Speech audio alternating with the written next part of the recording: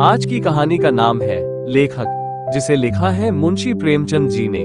चलिए कहानी का वाचन प्रारंभ करते हैं। प्रातःकाल महाशय प्रवीण ने 20 दफा उबाली हुई चाय का प्याला तैयार किया और बिना शक्कर और दूध के पी गए।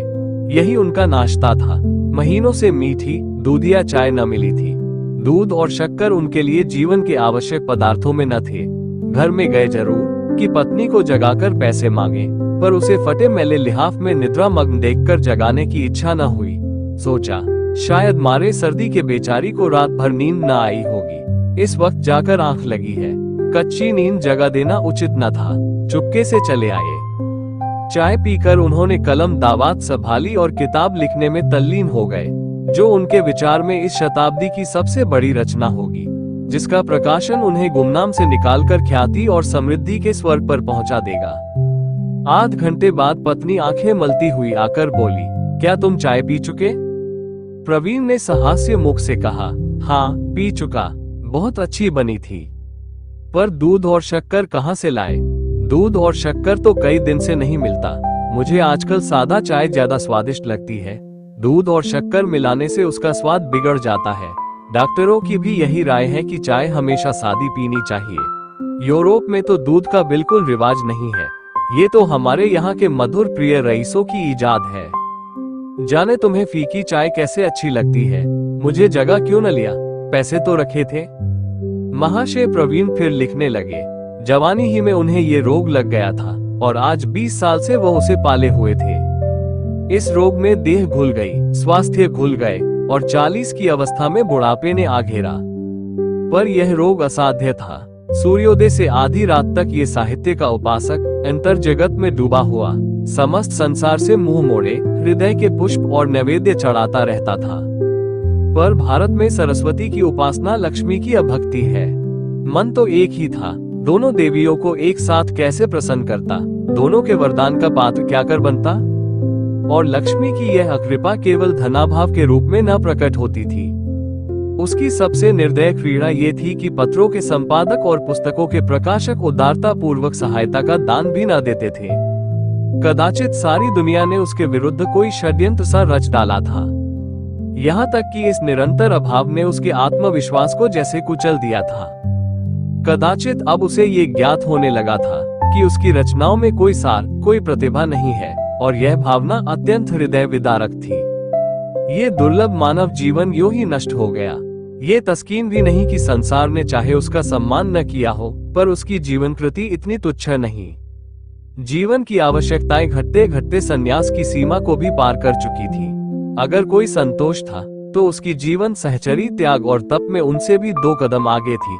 सुमित्रा इस दशा में भी प्रसन्न थी। प्रवीण जी को दुनिया से शिकायत हो, पर सुमित्रा जैसे गेंद में भरी हुई वायु की भांति उन्हें बाहर की ठोकरों से बचाती रहती थी। अपने भाग्य का रोना तो दूर की बात थी, इस देवी ने कभी माथे पर बल भी न आने दिया। सुमित्रा ने चाय का प्याला समेटते हुए कहा, तो जाकर घंटा आध घंटा कहीं घूम फिर क्यों नहीं आते? जब मालूम हो गया कि प्राण देकर काम करने से भी कोई नतीजा नहीं, तो व्यर्थ क्यों सिर खपाते हो? प्रवीण ने बिना मस्तक उठाए कागज पर कलम चलाते हुए कहा, लिखने में कम से कम ये संतोष तो होता है कि कुछ कर रहा हूँ। सैर करने में तो मुझे ऐसा जान पड़ता कि समय का नाश कर रहा हूँ। यह इतने पढ़े लिखे आदमी नित्य प्रति हवा खाने जाते हैं तो अपने समय का नाश करते हैं। मगर इनमें अधिकांश वही लोग हैं जिनके सैर करने से उनकी आमदनी में बिल्कुल कमी नहीं होती। अधिकांश तो सरकारी नौकर हैं जिनको मासिक वेतन मिलता है, या तो ऐसे पेशों के लोग हैं जिनका लोग आदर करते हैं। मैं तो मिल का मजदूर हूँ। तुमने किसी मजदूर को हवा खाते देखा है? जिन्हें भोजन की कमी नहीं, उन्हीं को हवा खाने की भी जरूरत है। जिनको रोटियों के लाले हैं वे हवा खाने नहीं जाते। फिर स्वास्थ्य और जीवन वृद्धि की जरूरत उन लोगों को है जिनके जीवन में आनंद और स्वाद है। मेरे लिए तो जीवन भार है। इस भार को सिर पर कुछ दिन और बनाए रहने की अभिलाषा मुझे नहीं है। सुमित्रा निराशा में डूबे हुए शब्द सुनकर आंखों में आंसू भरे अंदर चली गई। उसका दिल कहता था, इस तपस्वी की कीर्ति कौमुदी एक दिन अवश्य फैलेगी, चाहे लक्ष्मी की अकृपा बनी रहे। किंतु प्रवीण महोदय अब निराशा की उस सीमा तक पहुंच चुके थे जहां से प्रतिकूल दिशा में उदय होने वाली आशा में उषा की लाली भी नहीं दिखाई देती थी। एक रईस के यहाँ कोई उत्सव है। उसने महाशय प्रवीण को भी निमंत्रित किया है। आज उनका मन आनंद के घोड़े पर बैठा हुआ नाच रहा है। सारे दिन वह इसी कल्पना में मग्न रहे। राजा साहब किन शब्दों में उनका स्वागत करेंगे और वह किन शब्दों में उनको धन्यवाद देंगे, किन प्रसंगों पर वार्तालाप होगा और वहाँ किन महानुभावों से उनका परिचय होगा, सारे दिन वह इन्हीं कल्पनाओं का आनंद उठाते रहे।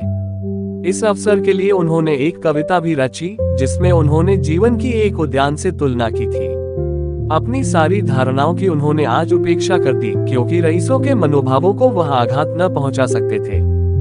दोपहर ही से उन्होंने तैयारियां शुरू की। हजामत बनाई, साबुन से नहाया, सिर में तेल डाला। मुश्किल कपड़ों की थी। मुद्दत गुजरी जब उन्होंने एक अचकन बनवाई थी। उसकी दशा भी उन्हीं की दशा जैसी जीर्ण हो चुकी थी।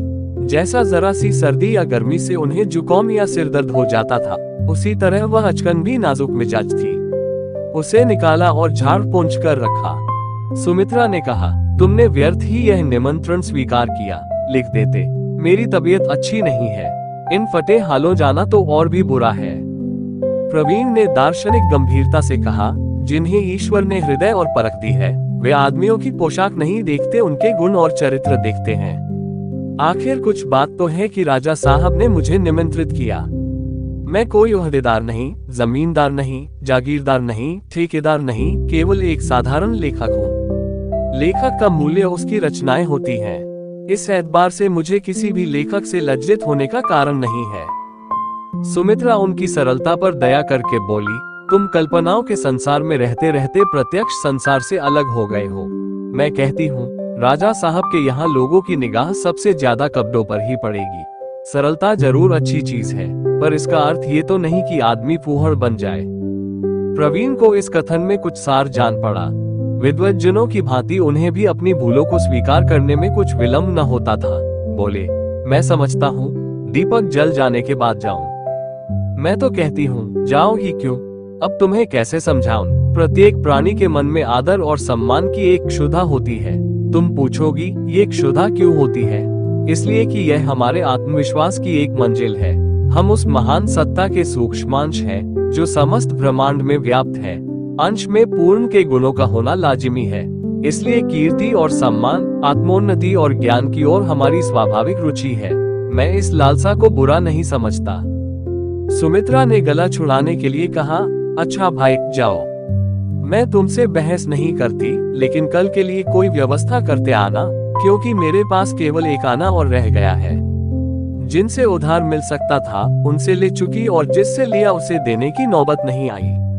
मुझे तो और अब कोई उपाय नहीं सूझता। प्रवीण ने एक क्षण के बाद कहा, 2 पत्रिकाओं से मेरे लेखों के रुपये आने वाले हैं। शायद कल तक आ जाया, और अगर कल उपवास ही करना पड़े तो क्या चिंता। हमारा धर्म है काम करना। हम काम करते हैं और तन मन से करते हैं। अगर इस पर भी हमें फाका करना पड़े तो मेरा दोष नहीं। मर ही तो जाऊंगा। हमारे जैसे लाखों आदमी रोज मरते हैं। संसार का काम ज्यों का त्यों चलता रहता है। फिर इसका क्या गम कि हम भूखों मर जाएंगे।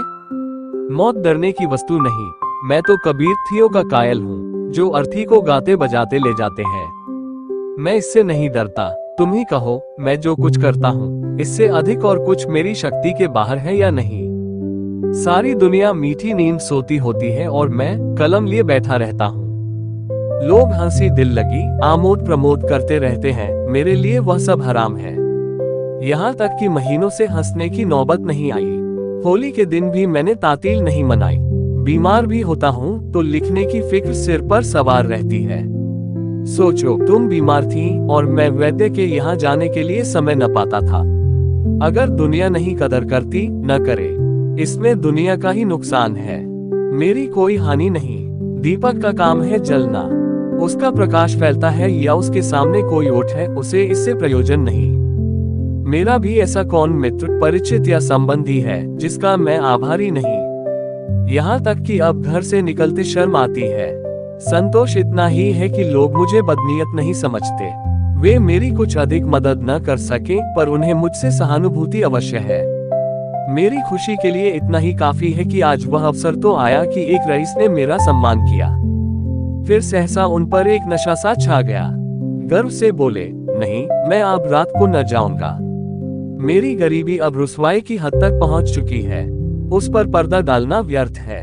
मैं इसी वक्त जाऊंगा। जिसे रईस और राजे आमंत्रित करें, वह कोई ऐसा वैसा आदमी नहीं हो सकता। राजा साहब साधारण रईस नहीं है, वह इस नगर के ही नहीं, भारत के विख्यात रईसों में है। अगर अब भी मुझे कोई नीचा समझे तो वह खुद नीचा है। संध्या का समय है। प्रवीण जी अपनी फटी पुरानी अचकन और सड़े हुए जूते और बेढंगी सी टोपी पहने घर से निकले। खामख्वाह बानगड़ू उचक्के से मालूम होते थे। डील डॉल और चेहरे मुहरे के आदमी होते तो इस ठाठ में भी एक शान होती। स्थूलता स्वयं रोब डालने वाली वस्तु है, पर साहित्य सेवा और स्थूलता में विरोध है।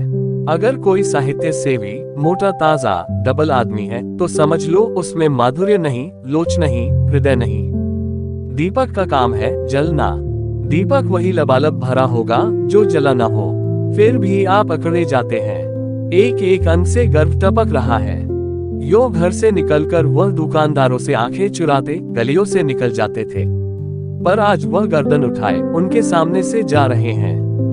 आज वह उनके तकाजों का दंदा शिकन जवाब देने को तैयार थे। पर संध्या का समय है, हर एक दुकान पर ग्राहक बैठे हुए हैं। कोई उनकी तरफ नहीं देखता। जिस रकम को वह अपनी हीनावस्था में दुर्विचार समझते थे, वह दुकानदारों की निगाह में इतनी जोखिम न थी कि एक जाने पहचाने आदमी को सा बाजार टोकते, विशेषकर जब वह आज किसी से मिलने जाते हुए मालूम होते थे। प्रवीण ने एक बार सारे बाजार का चक्कर लगाया, पर जी न भरा। तब दूसरा चक्कर लगाया, पर वह भी निष्फल। तब वह खुद हाफिज समद की दुकान पर जाकर खड़े हो गए। हाफिज जी बिसाते का कारोबार करते थे। बहुत दिन हुए प्रवीण इस दुकान से एक छतरी ले गए थे और अभी तक दाम न चुका सके थे। प्रवीण को देखकर बोले, महाशय जी, अभी तक छतरी के दाम नहीं मिले। ऐसे 150 ग्राहक मिल जाए तो दिवाला ही हो जाए। अब तो बहुत दिन हुए। प्रवीण की बाछें खिल गईं। दिली मुराद पूरी हुई। बोले, मैं भूला नहीं हूँ हाफिज जी, इन दिनों काम इतना ज्यादा था कि घर से निकलना मुश्किल था।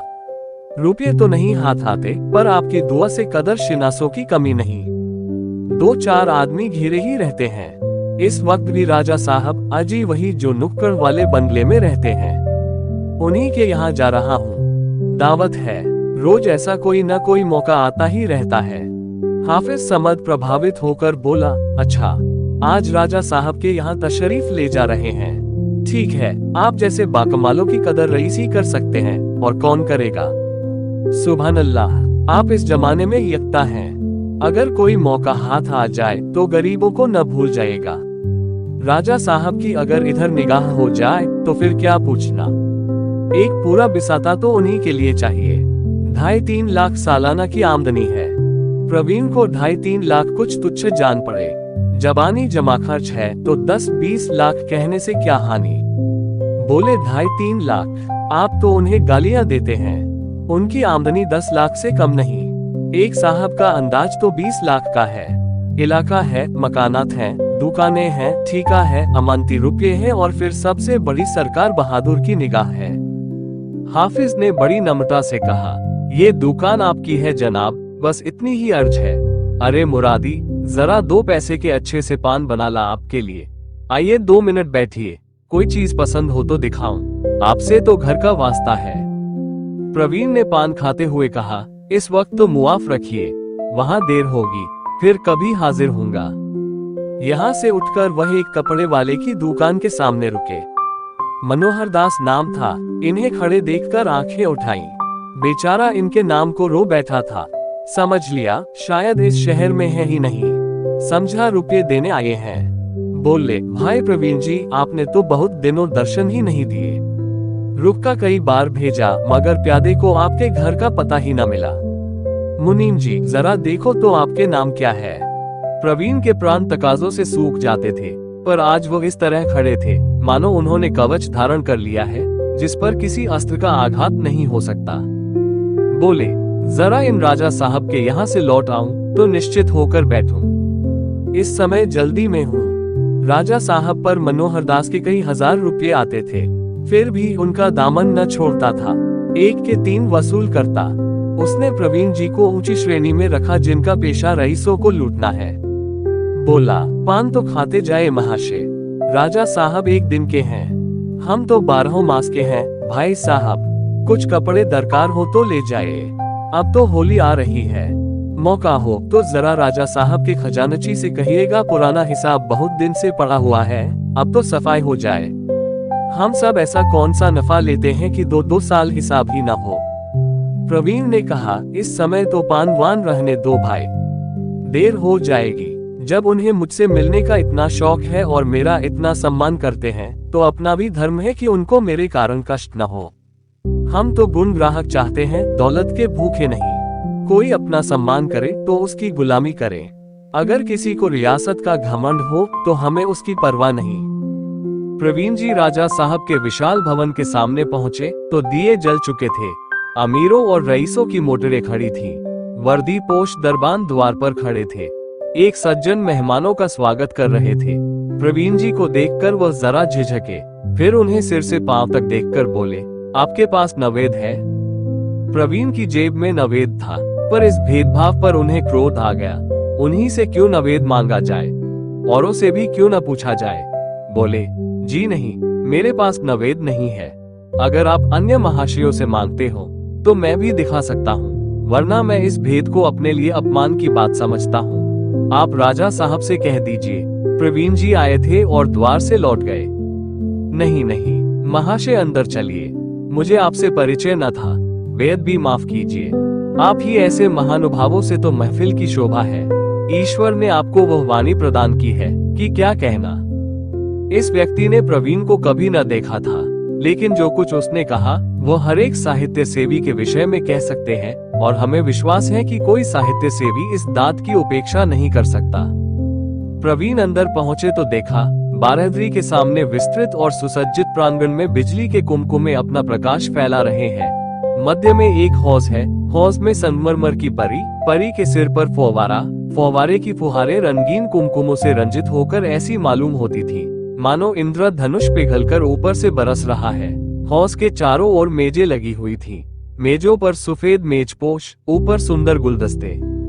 प्रवीण को देखते ही राजा साहब ने स्वागत किया, आइए आइए। अब की हंस में आपका लेख देखकर दिल फड़क उठा। मैं तो चकित हो गया, मालूम ही न था कि इस नगर में आप जैसे रत्न भी छिपे हुए हैं। फिर उपस्थित सज्जनों से उनका परिचय देने लगे। आपने महाशय प्रवीण का नाम तो सुना होगा, वो आप ही है। क्या माधुर्य है, क्या ओज है, क्या भाव है, क्या भाषा है, क्या सूझ है, क्या चमत्कार है, क्या प्रवाह है कि वाह वाह, मेरी तो आत्मा जैसे नृत्य करने लगती है। एक सज्जन ने, जो अंग्रेजी सूट में थे, प्रवीण को ऐसी निगाह से देखा मानो वो चिड़िया घर के कोई जीव हो, और बोले, आपने अंग्रेजी के कवियों का भी अध्ययन किया है, बायन, शैली, कीट्स आदि? प्रवीण ने रुखाई से जवाब दिया, जी हाँ, थोड़ा बहुत देखा तो है। आप इन महाकवियों में से किसी की रचनाओं का अनुवाद कर दें तो आज हिंदी भाषा की अमर सेवा करें। प्रवीण अपने को बायन, शैली आदि से जौ भर भी कम न समझते थे। वो अंग्रेजी के कवि थे। उनकी भाषा, शैली, विषय, व्यंजना सभी अंग्रेज की रुचि के अनुकूल था। उनका अनुवाद करना वो अपने लिए गौरव की बात न समझते थे, उसी तरह जैसे वे उनकी रचनाओं का अनुवाद करना अपने लिए गौरव की वस्तु न समझते। बोले, हमारे यहाँ आत्मदर्शन का अभी इतना अभाव नहीं है कि हम विदेशी कवियों से भिक्षा मांगे। मेरा विचार है कि कम से कम इस विषय में भारत अब भी पश्चिम को कुछ सिखा सकता है। यह अनर्गल बात थी। अंग्रेजी के भक्त महाशय ने प्रवीण को पागल समझा। राजा साहब ने प्रवीण को ऐसी आंखों से देखा जो कह रही थी, जरा मौका महल देखकर बातें करो, और बोले, अंग्रेजी साहित्य का क्या पूछना, कविता में तो वह अपना जोड़ नहीं रखता। अंग्रेजी के भक्त महाशय ने प्रवीण को सगव नेत्रों से देखा। हमारे कवियों ने अभी तक कविता का अर्थ ही नहीं समझा, अभी तक वियोग और नक्शिक को कविता का आधार बनाए हुए हैं। प्रवीण ने ईंट का जवाब पत्थर से दिया। मेरा विचार है कि आपने वर्तमान कवियों का अध्ययन नहीं किया, या किया तो उतरी आंखों से। राजा साहब ने अब प्रवीण की जबान बंद कर देने का निश्चय किया। आप मिस्टर परांजपे हैं प्रवीण जी, आपके लेख अंग्रेजी पत्रों में छपते हैं और बड़े आदर की दृष्टि से देखे जाते हैं। उसका आशय ये था कि अब आप न बहकिए। प्रवीण समझ गए। परांजपे के सामने उन्हें नीचा देखना पड़ा। विदेशी वेशभूषा और भाषा का ये भक्त जाति द्रोही होकर भी इतना सम्मान पाए, यह उनके लिए असह्य था, पर क्या करते। उसी भेष के एक दूसरे सज्जन आए। राजा साहब ने तपाक से उनका अभिवादन किया। आइए डॉक्टर चड्ढा, कैसे मिजाज है। डॉक्टर साहब ने राजा साहब से हाथ मिलाया और फिर प्रवीण की ओर जिज्ञासा भरी आंखों से देखकर पूछा, आपकी तारीफ। राजा साहब ने प्रवीण का परिचय दिया। आप महाशय प्रवीण हैं। आप भाषा के अच्छे कवि और लेखक हैं। डॉक्टर साहब ने एक खास अंदाज से कहा, अच्छा, आप कवि हैं, और बिना कुछ पूछे आगे बढ़ गए। फिर उसी भेष में एक और महाशय पधारे। ये नामी बैरिस्टर थे। राजा साहब ने उनसे भी प्रवीण का परिचय कराया। उन्होंने भी उसी अंदाज में कहा, अच्छा, आप कवि हैं, और आगे बढ़ गए। यही अभिनय कई बार हुआ और हर बार प्रवीण को यही दाद मिली, अच्छा, आप कवि हैं। ये वाक्य हर बार प्रवीण के हृदय पर एक नया आघात पहुंचाता था। उसके नीचे जो भाव था उसे प्रवीण खूब समझते थे। उसका सीधा सादा आशय ये था कि तुम अपने ख्याली पुलाव पकाते हो, पकाओ। यहाँ तुम्हारा क्या प्रयोजन, तुम्हारा इतना साहस कि तुम इस सभ्य समाज में बेधक आओ। प्रवीण मन ही मन अपने ऊपर झुंझल रहे थे। निमंत्रण पाकर उन्होंने अपने को धन्य माना था, पर यहाँ आकर उनका जितना अपमान हो रहा था, उसके देखते तो वो संतोष की कुटिया स्वर्ग थी। उन्होंने अपने मन को धिक्कारा, तुम जैसे सम्मान के लोभियों का ये दंड है। अब तो आंखें खुली, तुम कितने सम्मान के पात्र हो। तुम इस स्वार्थमय संसार में किसी के काम नहीं आ सकते। वकील बैरिस्टर तुम्हारा सम्मान क्यों करें? तुम उनके मुवक्किल नहीं हो सकते, न उन्हें तुम्हारे द्वारा कोई मुकदमा पाने की आशा है। डॉक्टर या हकीम तुम्हारा सम्मान क्यों करें? उन्हें तुम्हारे घर बिना फीस आने की इच्छा नहीं। तुम लिखने के लिए बने हो, लिखे जाओ बस, और संसार में तुम्हारा कोई प्रयोजन नहीं। सहसा लोगों में हलचल पड़ गई। आज के प्रधान अतिथि का आगमन हुआ। यह महाशय हाईकोर्ट के जज नियुक्त हुए थे। इसी उपलक्ष्य में ये जलसा हो रहा था। राजा साहब ने लपककर जल्द हाथ मिलाया और आकर प्रवीण जी से बोले, आप अपनी कविता तो लिख ही लाए होंगे। प्रवीण ने कहा, मैंने कोई कविता नहीं लिखी। सच? तब तो आपने गजब ही कर दिया। अरे भले आदमी, अब से कोई चीज लिख डालो, 2 ही 4 पंक्तियां हो जाए बस। ऐसे अवसर पर एक कविता का पढ़ा जाना लाजिमी है। मैं इतनी जल्दी कोई चीज नहीं लिख सकता। मैंने व्यर्थ ही इतने आदमियों से आपका परिचय कराया? बिल्कुल व्यर्थ। अरे भाईजान, किसी प्राचीन कवि की ही कोई चीज सुना दीजिए, यहाँ कौन जानता है। जी नहीं, क्षमा कीजिएगा, मैं भाट नहीं हूँ, न कथक हूँ। ये कहते हुए प्रवीण जी तुरंत वहां से चल दिए। घर पहुंचे तो उनका चेहरा खिला हुआ था। सुमित्रा ने प्रसन्न होकर पूछा, इतनी जल्दी कैसे आ गए? मेरी वहां कोई जरूरत न थी। चलो, चेहरा खिला हुआ है, खूब सम्मान हुआ होगा। हाँ, सम्मान तो जैसी आशा न थी वैसा हुआ। खुश बहुत हो इसी से कि आज मुझे हमेशा के लिए सबक मिल गया। मैं दीपक हूँ और जलने के लिए बना हूँ। आज मैं इस तत्व को भूल गया था। ईश्वर ने मुझे ज्यादा बहकने न दिया। मेरी यह कुटिया ही मेरे लिए स्वर्ग है। मैं आज ये तत्व पा गया कि साहित्य सेवा पूरी तपस्या है। आज की कहानी समाप्त हुई। ऐसी ही स्टोरीज के लिए वीडियो को लाइक, शेयर और चैनल को सब्सक्राइब जरूर करें। धन्यवाद। जय हिंद।